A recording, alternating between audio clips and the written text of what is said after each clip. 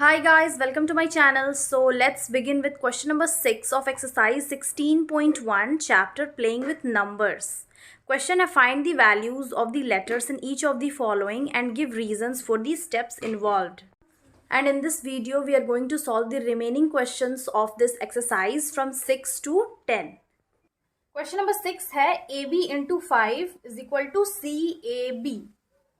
तो यहाँ पे भी हम लोग को वैल्यू फाइंड करना है बी का और ए का। तो इसका भी जो फर्स्ट कॉलम है वह है 5 into B is equal to B, या फिर B into 5 is equal to 5। यहाँ पे बी का जो वैल्यू है वो सेम होना चाहिए। दैट मीन्स अगर यहाँ पे 5 इंटू 0 मल्टीप्लाई करते हैं तो 0 आना चाहिए। तो एक तो बी की जगह में हम लोग 0 पुट कर सकते हैं, क्योंकि अगर 5 इंटू 0 मल्टीप्लाई करने पे 0 आ रहा है।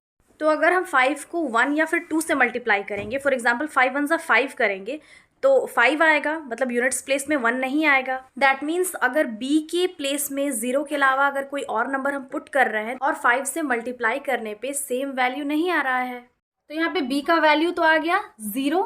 अब हम यहाँ a और ca का वैल्यू फाइंड कर लेंगे।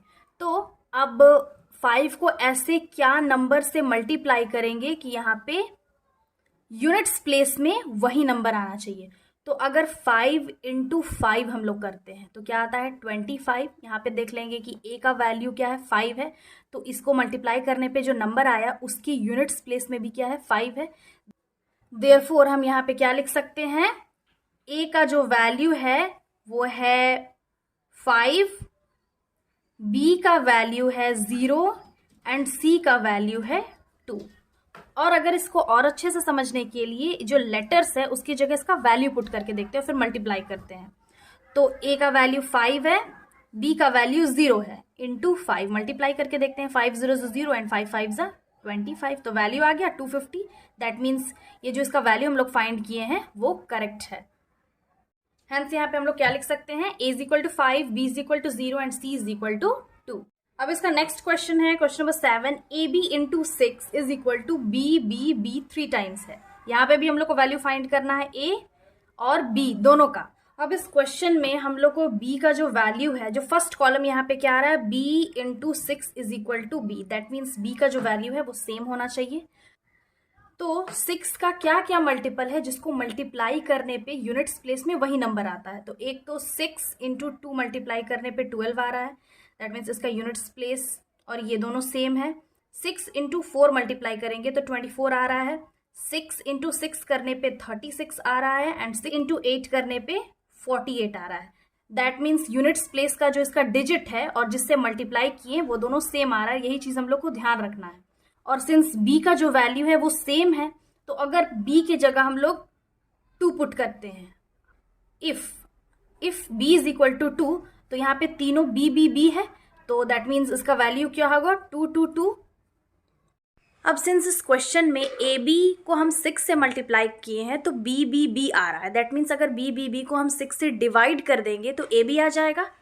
अगर 222 हुआ तो 6 से इसको हम लोग डिवाइड करके देखते हैं, तो 222 डिवाइड करते हैं 6 से, तो 6 2 ज़ा 12, 6 3 ज़ा 18, 6 3 ज़ा 18 करके देखते हैं। तो यहाँ पे क्या, ये तो कैंसिल हो गया। 12 में 8 माइनस करेंगे 4 आएगा। 6 6 ज़ा 36, 6 7 ज़ा 42। तो यहाँ पे रिमाइंडर 0 आ जा रहा है और इसका जो क्वोशंट है वो 37 है। तो यहाँ पे 37 तो नहीं हो सकता है, बिकॉज 7 जो है इसकी यूनिट्स प्लेस में 7 है और यहाँ पे इसकी यूनिट्स प्लेस में वही नंबर आना चाहिए जो इसकी यूनिट्स प्लेस में है, दैट इज 2, जो नहीं आ रहा है।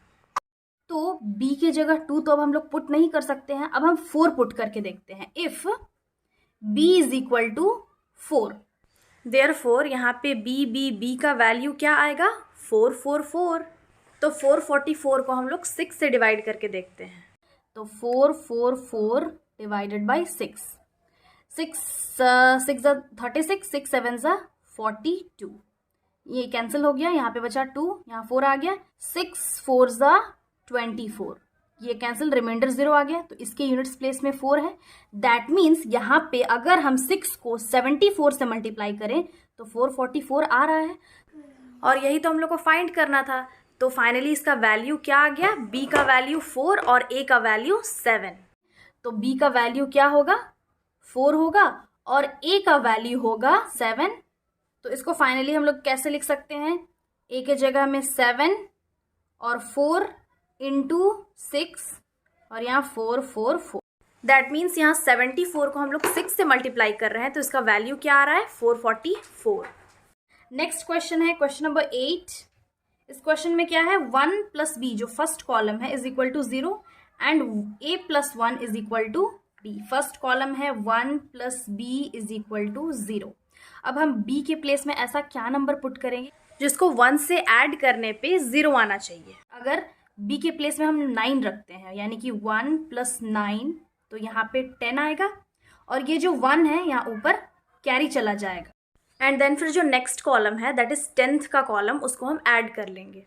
1 plus a plus 1 is equal to b। अब b ऑलरेडी हम लोग 9 ले चुके हैं, तो ये हो जाएगा 1 प्लस 1 2 हो जाएगा plus a is equal to 9। तो अब 2 के साथ ऐसा क्या नंबर को ऐड करेंगे यहाँ कि यहाँ 9 आना चाहिए, तो ऑब्वियसली 2 प्लस 7 करने पे 9 आ रहा है। देयरफॉर यहाँ पे हम लोग लिख सकते हैं a is equal to 7 and b is equal to 9। अब इसका नेक्स्ट क्वेश्चन है question number 9। 2ab plus ab1 is equal to b1 8। यहाँ पे 8 है, तो जो इसका फर्स्ट कॉलम है वो है b plus 1 is equal to 8। तो ऑब्वियसली अब 1 के साथ ऐसा क्या नंबर ऐड करेंगे कि यहाँ पे 8 आना चाहिए। ऑब्वियसली 7 प्लस 1 करने पे 8 आ रहा है, तो b के जगह में क्या होगा, 7 होगा। अब यहाँ पे ऑलरेडी b हम लोग 7 ले लिए हैं, तो 7 second column a plus 7 is equal to 1 है। तो यहाँ पे अब 7 के साथ ऐसा क्या नंबर ऐड करेंगे कि 1 आना चाहिए। तो ऑब्वियसली 7 के साथ कुछ भी ऐड करेंगे अगर हम, तो 1 तो नहीं आएगा बट 11 आ सकता है। That means 7 8 9 10 11। यहाँ पे 4 ऐड करेंगे, यानी कि 4 प्लस 7 इज इक्वल टू 11। ये कैरी यहाँ ऊपर चला जाएगा, तो यहाँ पे 1 आ गया। का थर्ड कॉलम है दैट इज 100th कॉलम। यहाँ पे क्या लिख लेंगे, 1 plus 2 plus a is equal to b है। देन यहाँ पे हम लोग क्या कर लिए हैं, a के जगह में जो वैल्यू उसको पुट कर लिए हैं, तीनों को ऐड किए हैं, तो क्या वो 7 आ गया।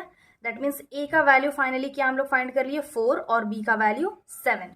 अगर इसको यहाँ पे जो लेटर्स है उसके जगह में हम इसका डिजिट है वो पुट करके देखते हैं, फिर ऐड करते हैं। तो यहाँ पे क्या आ रहा है, 7 प्लस 1 8 ऑलरेडी जो क्वेश्चन में था, एंड यहाँ पे 7 प्लस 4 11 1 कैरी चला जाएगा, एंड 4 प्लस 2 प्लस 1 आ गया 7। तो देयरफॉर इसका वैल्यू क्या है, a का वैल्यू आ गया, therefore a is equal to 4 and b is equal to 7।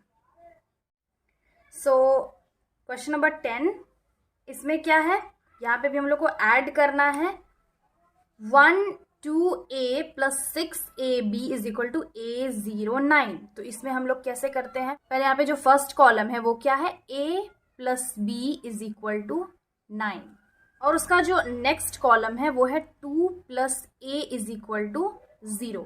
अब सिंस यहाँ पे क्या आ रहा है, 2 plus a is equal to 0, that means 2 के साथ हम कोई ऐसा नंबर ऐड करेंगे कि यूनिट्स प्लेस में 0 आना चाहिए। तो अगर 8 प्लस 2 हम लोग ऐड करते हैं तो 10 आता है, और यहाँ 1 ऊपर कैरी चला जाएगा। दैट मीन्स यहाँ पे a का वैल्यू क्या होना चाहिए, 8, और b का value 1 is equal to 9। Then 8 plus 1 add करेंगे तो ये 9 आ गया। तो अब जो नेक्स्ट कॉलम है 2 plus a is equal to 0, obviously जब वहाँ 8 लिए तो यहाँ पे भी हम लोग 8 ले लेंगे, तो 8 प्लस 2 इज इक्वल टू 10 आ गया। ये 1 जो है वो ऊपर कैरी चला जाएगा और यहाँ पे नीचे 0 जाएगा। और फिर थर्ड कॉलम जो 100th प्लेस है उसको ऐड करेंगे, तो ये क्या आ रहा है, 6 plus 1 is equal to a का वैल्यू हम लोग ऑलरेडी क्या ले चुके थे, 8 आ जा रहा है 8। तो देयरफॉर यहाँ पे a का वैल्यू क्या फाइंड कर लिए हम लोग, 8, और b का वैल्यू होगा 1। इसको और अच्छे से समझने के लिए यहाँ पे हम ऐड करके देखते हैं। 1 2 और a के जगह क्या वैल्यू था, 8 प्लस 6, a के प्लेस में 8 पुट करेंगे एंड b के प्लेस में 1। तो यहाँ पे क्या आ जाएगा, 9 8 प्लस 2 10 6 प्लस 1 प्लस 1 8। तो ये आ गया 809। Therefore a is equal to 8 and b is equal to 1। Finally हम लोग इसको सॉल्व कर लिए हैं. This was the last question of this exercise. Again I'll be back with the next video solving the next exercise of this chapter, and then we will be completing the whole syllabus of class 8th maths. Till then, have a nice day. Thanks for watching.